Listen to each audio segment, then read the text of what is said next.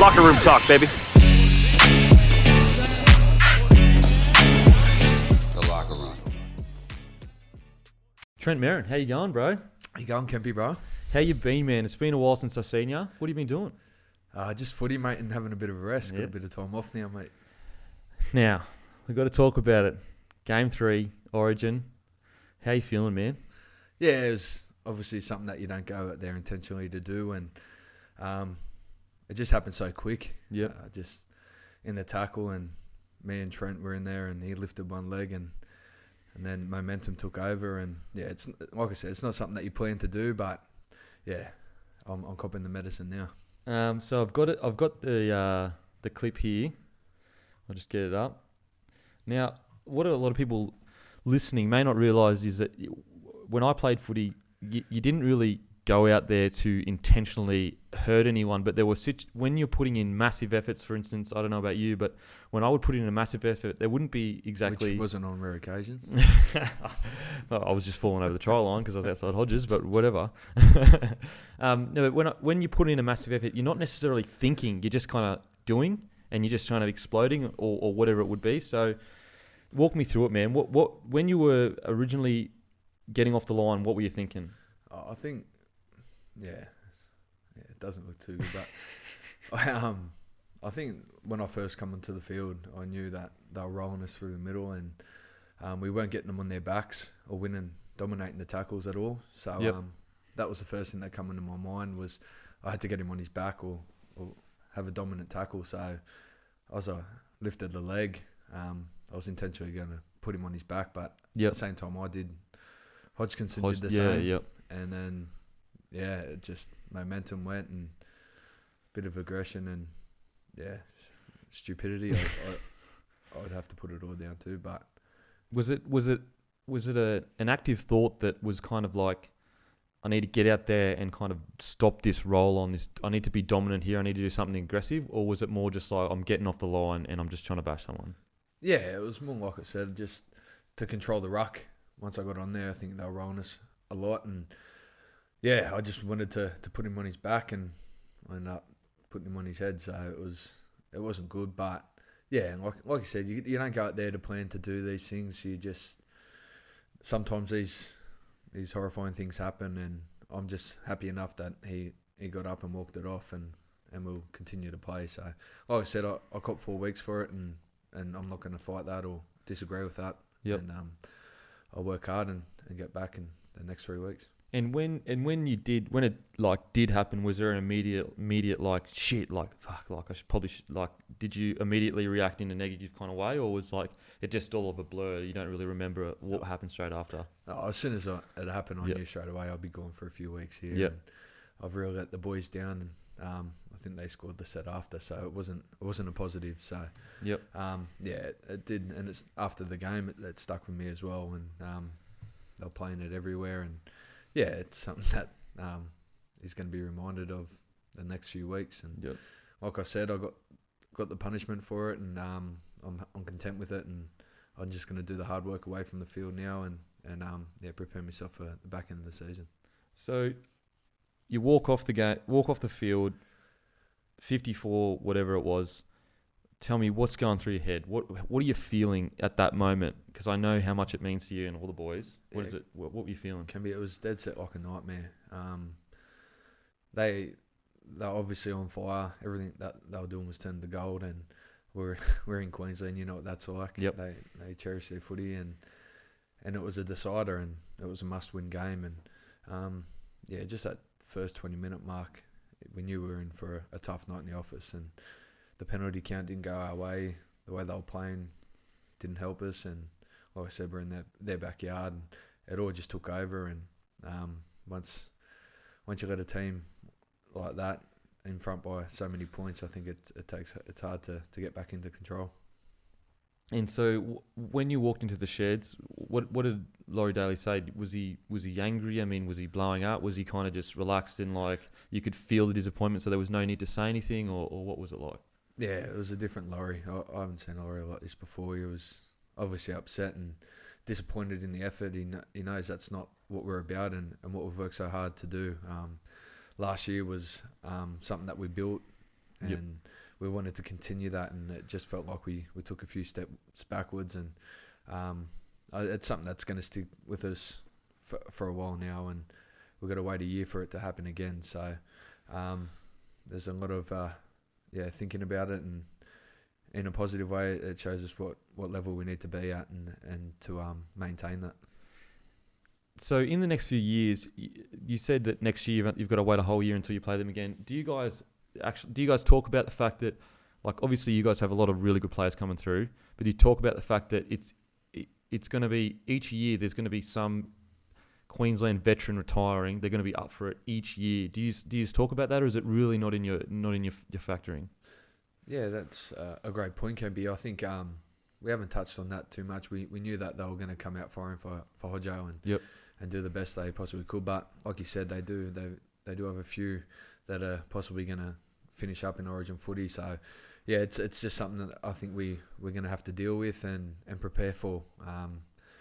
And I think we need to concentrate on ourselves a lot more than them.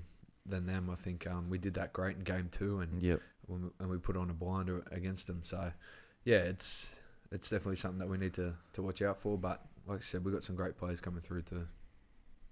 So on a lighter note, you grew up in the Illawarra.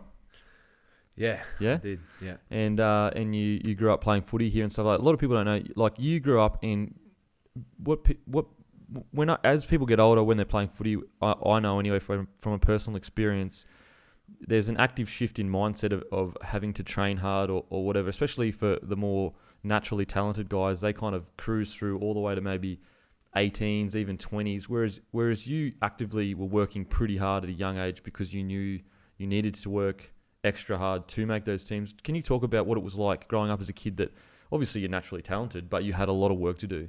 Yeah, and like you said, Kim, I wasn't the star player in those younger grades. I was the player that always obviously had to work hard. I was a big boy. I was overweight, and which is crazy because you'd look at your game now and you'd think that you were a kid that was just killed it when they were young because you have a lot of natural ability. You know, your footwork, your offload, all that kind of stuff. It's crazy to think that, like, you actually were the average kid growing up.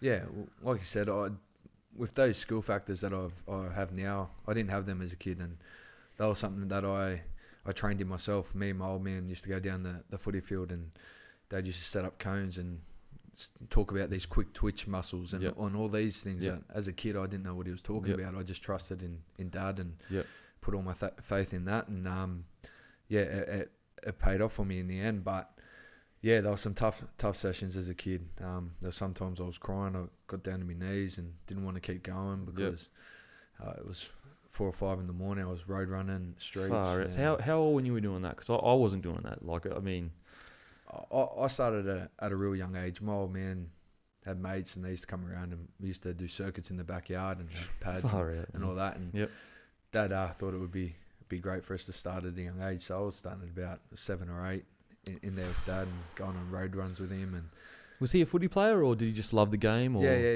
he was a trainer for Newtown Jets. Oh, okay, so he kind of had an idea of what it would take. Yeah, he knew what talent was, and he obviously drilled the best parts in me because he did see a lot of talented players come through that. Like you said, just relied on their talent and not the hard work, and seen them drift to the wayside. And he never wanted that for me, and it was great. And like, as a kid, you don't know what you're training for. You just do it because Dad says to do it. But once you hit around the 15, 16 mark, I was setting my own alarms, and it was inbuilt in me to take it on myself then. And I had goals that I wanted to set for myself, and that hard work was embedded in me as a young age. So was Origin and playing for your country, was that a reality when you were 16 years old, or was that a far, far away kind of thing that you thought, like, I'd just be happy to make NRL?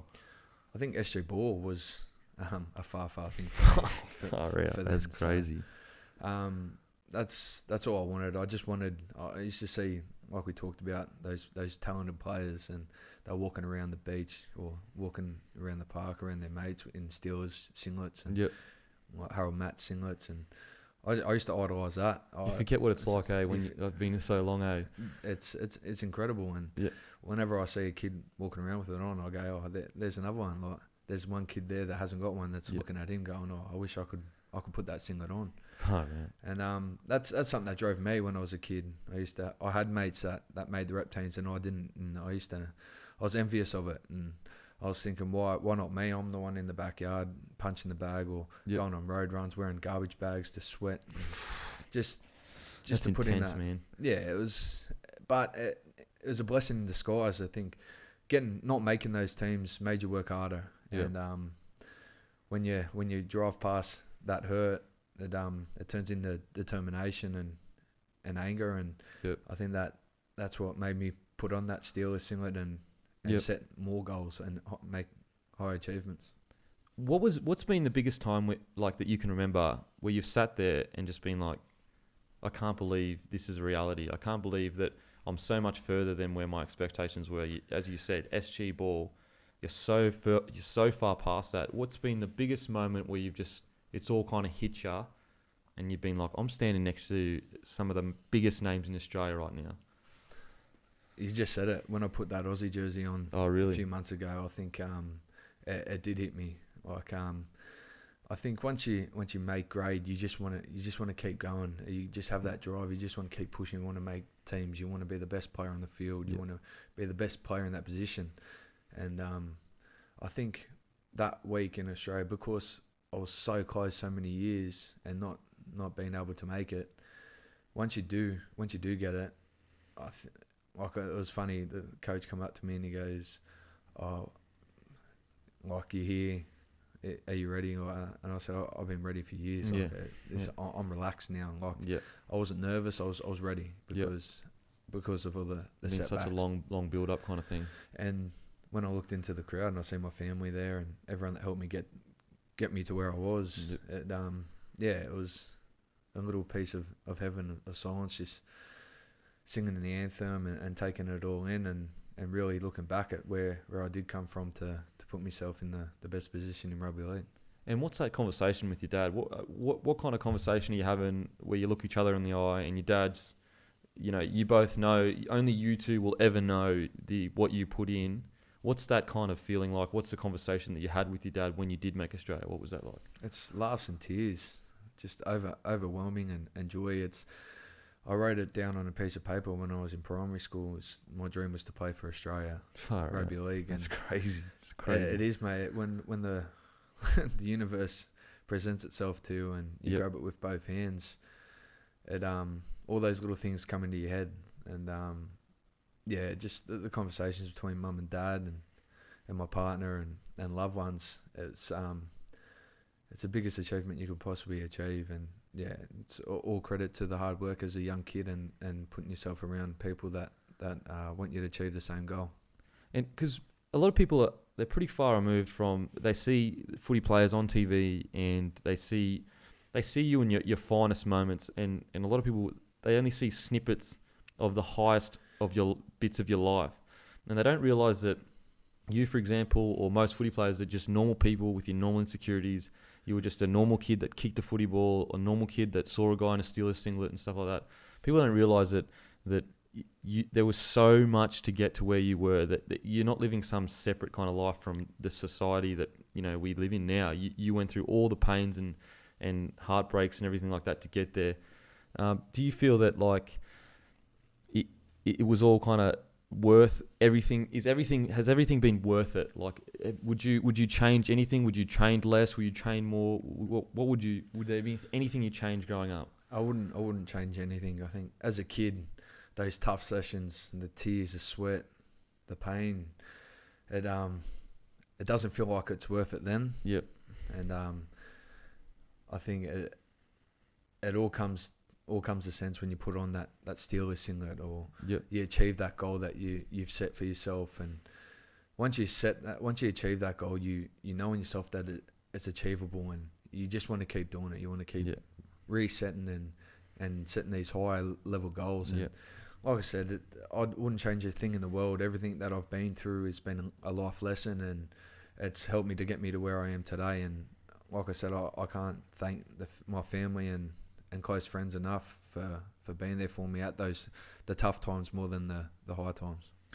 And so we talked about Steelers singlet meaning a lot to you growing up in this area. So obviously playing for St. George has meant a lot to you. How hard was the decision to go to Penrith? How hard was that? It was honestly the hardest decision I've ever had to make in my life. It took so long to make that decision. There was times there I'd call mum all hours in the morning saying, am I doing the right thing? I can't see myself going anywhere else. This is my home. This is where I want to be. And it was the toughest decision I had to make. But in saying that, there is life after football too.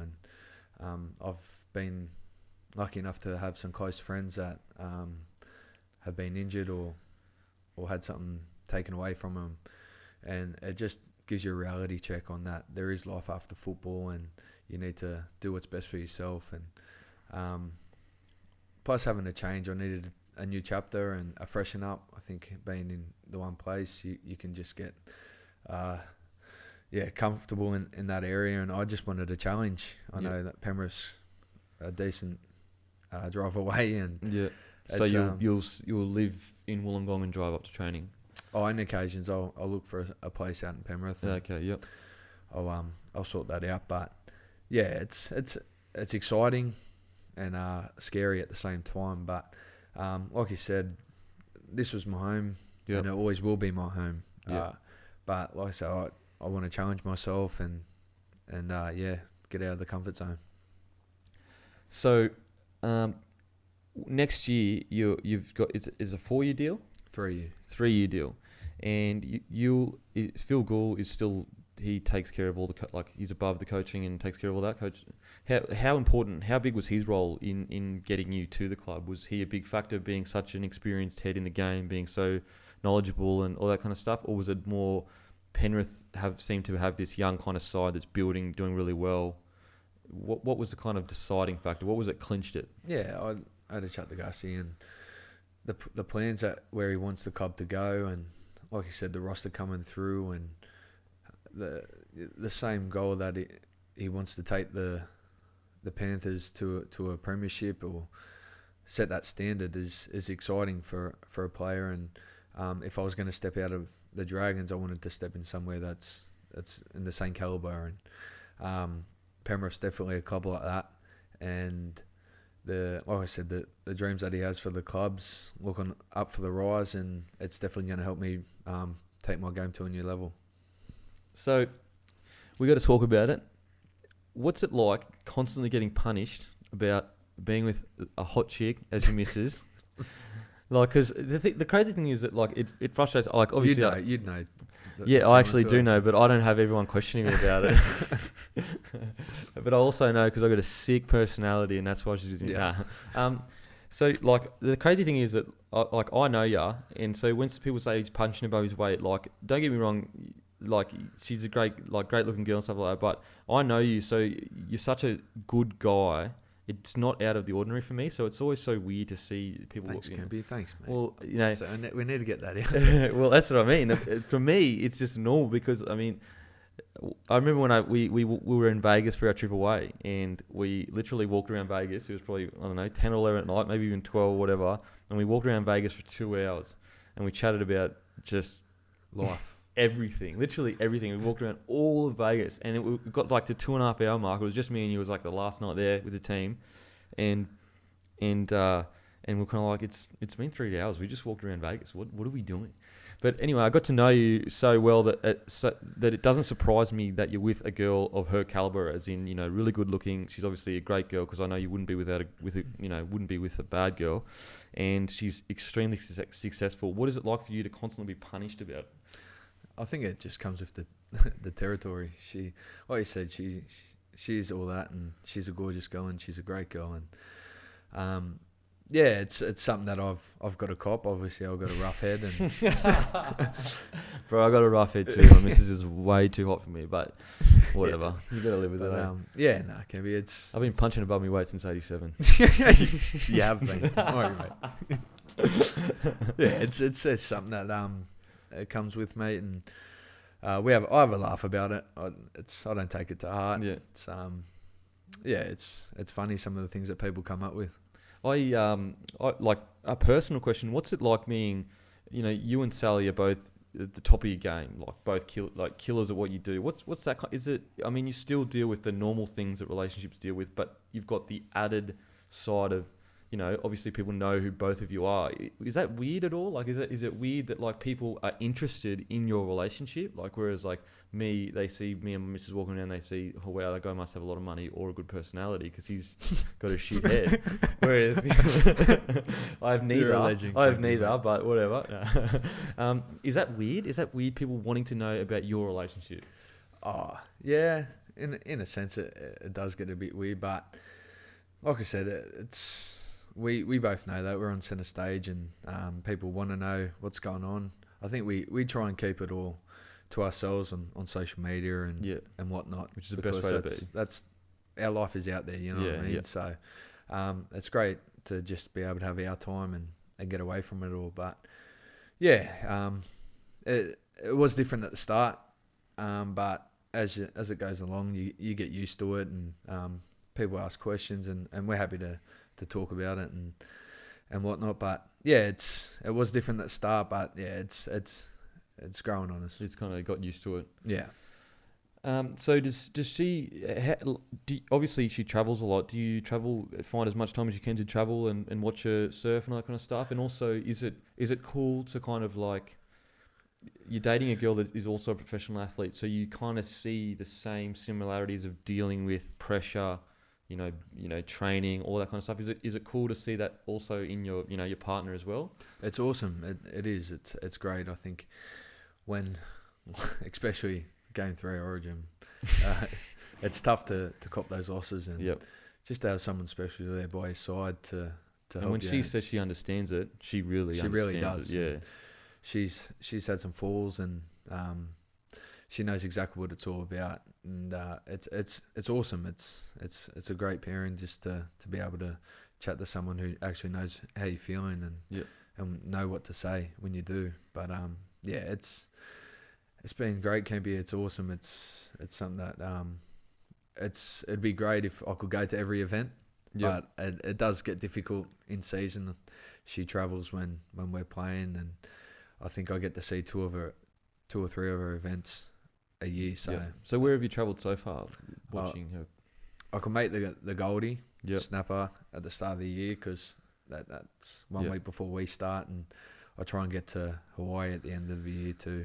You went to Hawaii last year, right? Yeah. So good, eh? I went there 2010, 9. Beautiful spot. I was honestly just thinking about this. I just re-signed with the Broncos, and like part of me was like, you know what? I'll just like go work in like Cotton On or something and throw it all away and live in Hawaii. Mate, it was beautiful. Just to wake up there, not having to worry about doing pre-season, and then going to watch South Surf and do the best you can out there. It was it was incredible. Actually, I wanted to show you something because like.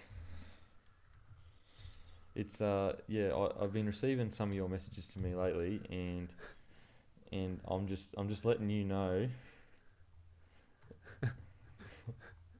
First, I just want to read a message or two, and then I want to show you why it doesn't really faze me what you're saying. I was waiting for something like this. Here we go.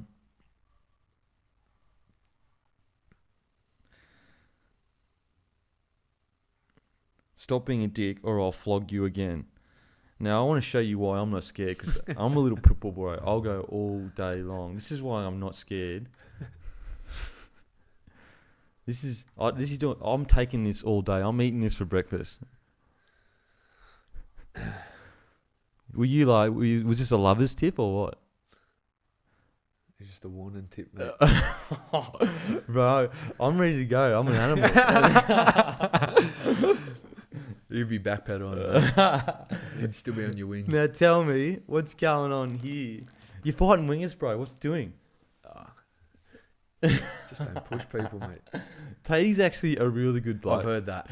He's honestly one of the best blokes I've ever met in my life. I swear to God. And the shit thing is that you're one of the best blokes I've met in my life. You've got two really good blokes, and you've just put one in his chin. It's Origin camping. Those are the days when you could do that. I think that was the last one. Was that the last one? That was the last one, mate. Well, at least you can say you're the last guy to punch an Origin. Or slap, whatever. Was that a slap? I'm joking. What about the lineup? You fully Mate, I lined was him half up. thinking about it. I was going to throw it. And Bro, you've come in like 2 meters with it fist cocked, ready to go. I was hoping he'd run away before I did it. Or everyone gets grabbed before. Look at this. Your arm's cocked there. and you also decided to punch the biggest chin in the game. Like, you're not knocking him out. His chin's like big as my nose. But, mate, that's pretty big. I wouldn't go that far. Don't you dare. Nah, it was. Yeah, Look at this. I wasn't thinking camping. Ooh. Actually, I'll eat that, bro. Yeah, of course. That would be my Nutrigrains I'll every put morning. you on the button. Oh man. Yeah, nah, So it's good to laugh about it now, but I copped a bit of flack for that. So what else have you been doing, bro? Have you been what do you do in your downtime? Have you tried to become a surfer, like mad surfer, because you're dating surfing now? I've always had that, mate. You can't surf, bro. I do. I give Kelly a call every now and then. He comes down. He loves the gong, so. Nah, mate. In my downtime, I'm juggling footy, and going to uni. I'm at uni at the moment, studying psychology. So, it's keeping What's me that like? pretty busy. Yeah, mate. It's full on. Yep. It's someone who finished school in year 10 and then had 6 years in first grade. Yep. So And then so you went year 10 and then you would have like worked the odd job or whatever, and then just ST'd your in the 20s system. Yep. I was a development officer for the CRL. Turn it up. Yeah, mate, cruising. And then boss him into first grade. So I haven't opened a book for 6 years. What was that like, man? Was it just like what's it doing? It was very daunting. Yeah.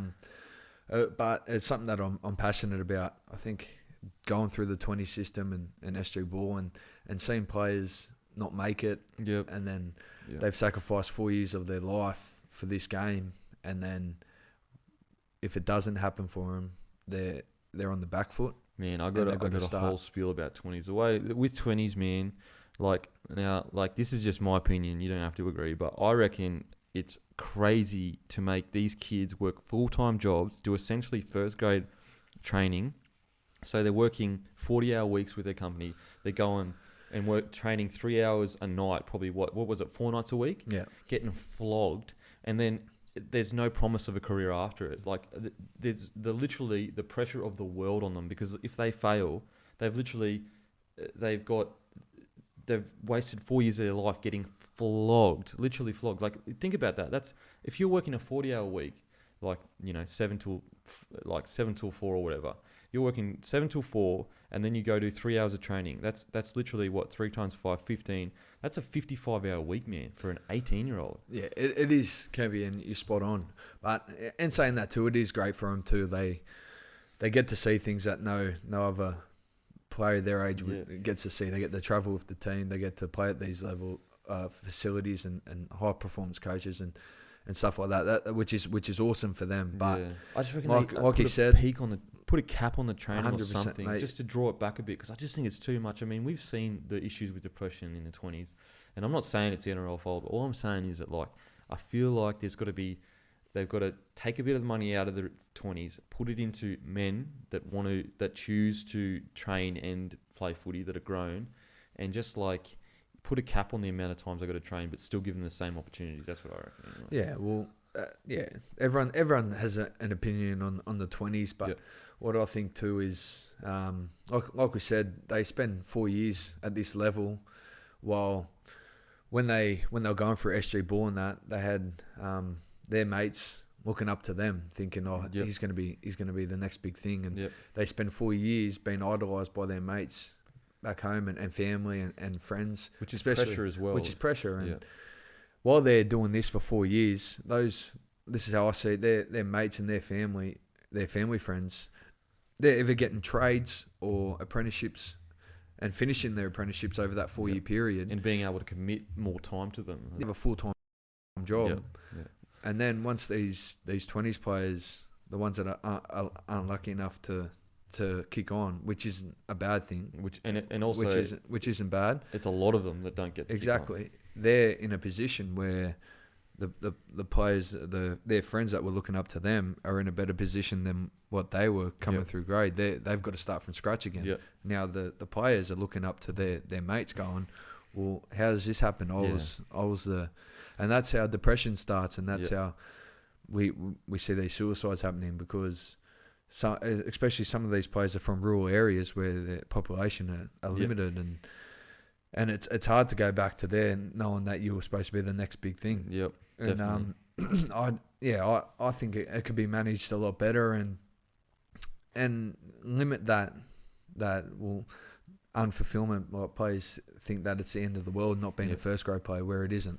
Yep. I've been through the system now for 7 years, and you always question yourself. At times do get tough for you, and you think, well, okay, it's only going to get tougher. What am I going to do at the end of my career? You know what I mean? And it can happen once you finish footy too. I'm doing my apprenticeship right now, and it's like it's crazy, man.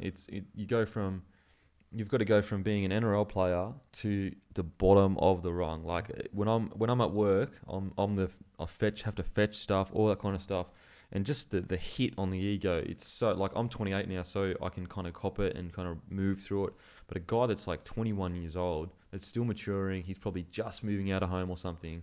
It's a huge, huge hit. I just think that they need to, like, put a cap on the amount of times they can train each week, 2 or 3 times, maybe 3 times a week maximum. And just, like, make it so that, like, you're either in the 20s getting, like, and being able to work full time, or you're in the first grade squad. There's no, like, kind of, let's train these 20s the same as we train first graders, but also make them work 40-hour jobs, or, you know what I mean? They need to, like I said, there's a lot of things that us ex-player and player see these things, and they're factors that need to be put in place, and especially the financial side of things too. You get these young rookies, especially coming into first grade, and they've had the highlight from 20s and in first grade, and they get offered these $200,000-$300,000 contracts at 20, and they haven't even played first grade games. They go buy new cars, they go squander their money, and average football will get probably 10 years in first grade, and the average football player plays under 40 games, I'm pretty sure. Yeah. Under 40. And it's crazy. That's 2 years, pretty much. And when you sign these contracts, you think, in that position, you think that's going to last forever. Right? Yeah. Especially when you finish, you think that lifestyle's going to last forever. So, and you don't understand how hard you have to work if you aren't a footy player to get that same amount of money. Like, for instance, you go, okay, I'm a second tier NRL player, I'm earning 75 grand. That's what a fully qualified tradesman or a lawyer fresh out of uni earns, or a doctor fresh out of getting his doctor's degree. So you don't realise that, like, to earn that same amount of money, you've got to work your ass off. And I think that we don't get a lot of footy, like, they're trying now, I think, the NRL, but there's not enough education into, like, how kind of good you have it, and also the amount of money you're getting is not a normal kind of thing. Yeah, I mean... Yeah, like I said, there's so many things. There's a lot of things, but... Would you start something? Are you looking to start something specifically for it? Going back to uni, that's why I didn't want to try and start something without having the backing for myself. I didn't want to be a hypocrite and try and give advice to people without having the backing behind me, or the knowledge. The foundation, So, that's why I got involved into this uni degree, so that I do have that backing behind me, so I do know what I'm talking about when I do confront these kids and try and put them in the right direction, because, mate, life does get tough at times, and you do need people around you, especially if you're in the same... Well, they can relate to you because you're a footy player, so they can believe what you're saying. Exactly. So, it's tough, mate. Uni's tough, especially for not opening a book for a while. And what's your writing and stuff like? I know when I started TAFE, it was terrible. It's laptops now, mate. It's just no pens and paper. I'm old school. No, it's it is. It's daunting. It's scary, but it's motivating. Yeah.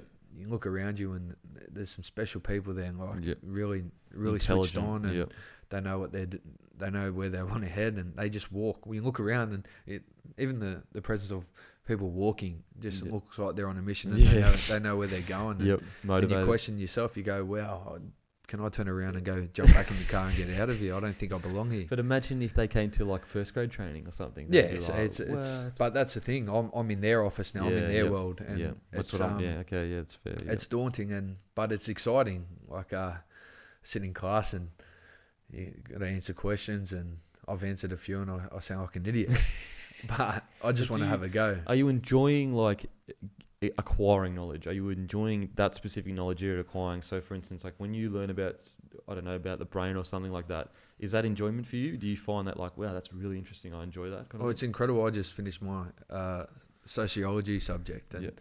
got a credit for it, mate. So I was pretty proud of that. But yeah, it's mate, knowledge is powerful, and I heard that as a kid, and you don't believe it. You go outside and you kick a footy around, but it is knowledge is powerful, and it's something that I want to present back to the under-20s, or I'll build a system there where we can build something for these to limit the gap of suicide or depression and these areas in a game that's affecting us as players. So we've got some fan questions for you, bro. Talk to me, hit me up. There's some hard hitters here. Okay, we've got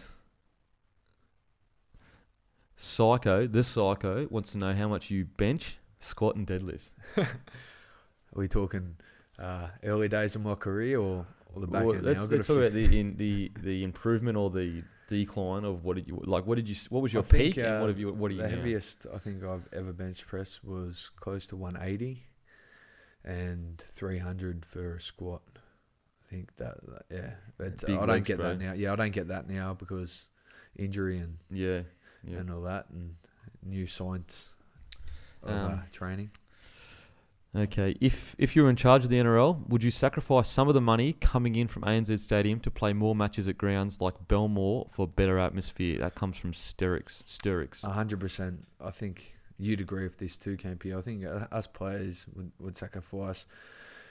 We'd sacrifice that to see a full crowd. It sucks playing at ANZ. I don't like to comment, but not just ANZ. It's even like the ticketing prices at rural grounds is pretty intense, and it'd be awesome just to see the stands packed and filled and going crazy. I think they're the games you get up for.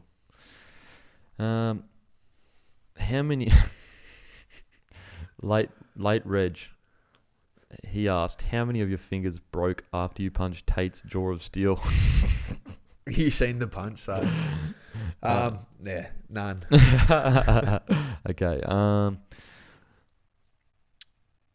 Which this is from Urko Boy 707. Which ground do you hate playing at the most? ANZ. Yep. But in saying that, the grand final and Origin's incredible. But when it's say Monday night, it's freezing cold. Yep. You don't get too many there, so yeah, I'd have to say ANZ. Blind Seer asks, what's your preferred playing position and who were your idols growing up? I love playing lock at the moment. It gives me some free range to play some footy and stay out in the field for a lot longer. Idol growing up was Shane Webke. I was a massive Webke fan growing up as a kid. We were this was when I first was part of the first grade squad. I don't think I'd debuted yet, and I think at the time I didn't realise, but I'm pretty sure Wayne set this up. Webke had to do extra tackling at the end of the session. Anyway, so I was just like this young guy in first grade, like this little whippet, probably 80 kilos, really fast. So, Please. So anyway, end of session, all the forwards had left. It was a preseason session, and he goes, "Hey, Wayne called me over. He's like, can you just put some pads on and do some tackling with Shane?" And I was like, kind of looked at him like, "You serious?" Anyway, it was like in a 10 meter radius, like 10 meter square, and I was like, "Well, this is going to be easy. I'm just going to step this guy." And then Webke comes as he walks past me. He whispers in my ear, "If you step, I'll fucking kill you." Because like Wayne was watching, and he goes, "If you fucking step, I'll kill you." And I was like, "Oh shit!" So I had to get flogged by Webke, about 10 hit ups. I would have loved that. I gave him a kiss on the cheek and say, "Sweet mate, put Bro, your shoulder in my he chest." towed me up all day. I wasn't allowed to step because I knew that if I stepped for the rest of the preseason he was just going to flog me, so I just had to cop 10 of his best. I would have loved He probably that, wasn't mate. even his best, otherwise I probably wouldn't be here. I'd be dead. Yeah, I'm jealous of that. That's awesome. Okay, and who's a forward you're looking forward to other than Jeremy Lattimore that you're looking forward Let's to? see. Let's see. Shout out to Let's. Oh man, I love that guy. Who's your favourite? Who are you looking forward to playing with the most at Penrith? Oh God. Yeah. To be honest, Kemby, I haven't thought that too far ahead, but I always like Chico, mate. He's pretty cool. Yeah, There he's at good, hooker, man. and he does a great job there feeding off the hooker. So yeah, he's probably one player that I'm probably looking forward to playing alongside. Okay, now I've got questions for you. I ask every person this, and I know you're going to be down with this because I know you've got good taste in music, and we've had some pretty heated discussions about this before. Some very heated Top discussions. 10, mate. Top 10. Who is your past favourite rapper? Past. Yes, and present. Past. Well, past would be Tupac.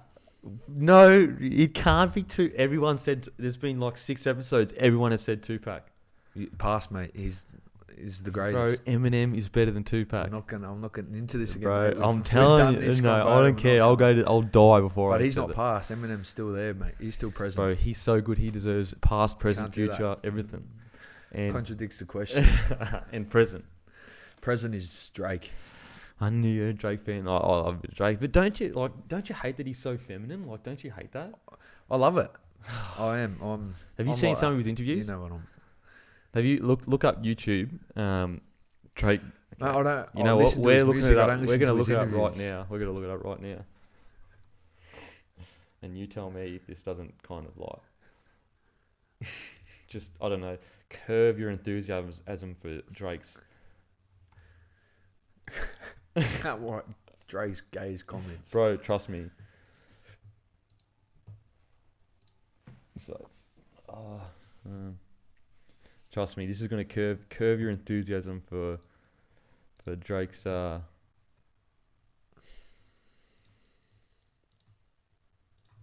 You ready for this? Yeah.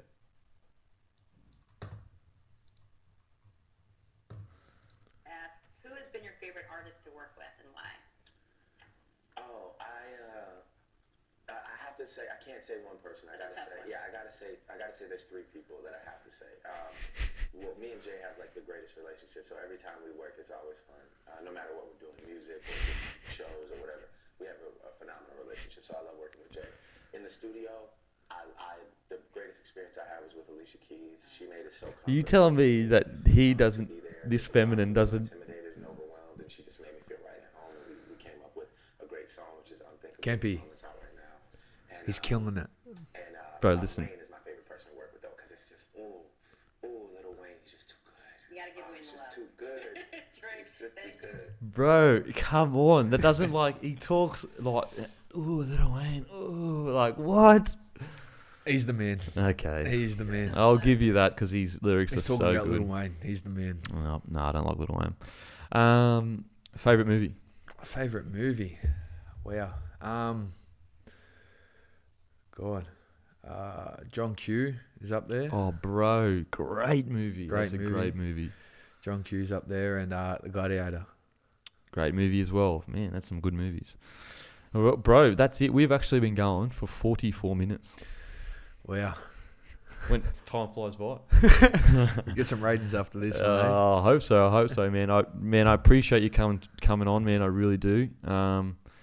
And yeah, just good luck, man. Good luck for the rest. Good luck with you when you come back. 3 weeks now. Yeah. Oh, yeah. 3 weeks, mate. Yeah. All right, bro. Well, thanks for coming on. Just want to congratulate you, mate. This is a awesome setup for someone Thanks, man. who's been through a bit, mate. Yeah. It's incredible. You'll hear more about that, people. It's been great, mate. It's awesome to come in here and see what you've started, and it's all you. So, mate, I'm very proud of you, and I'd love to be back here again.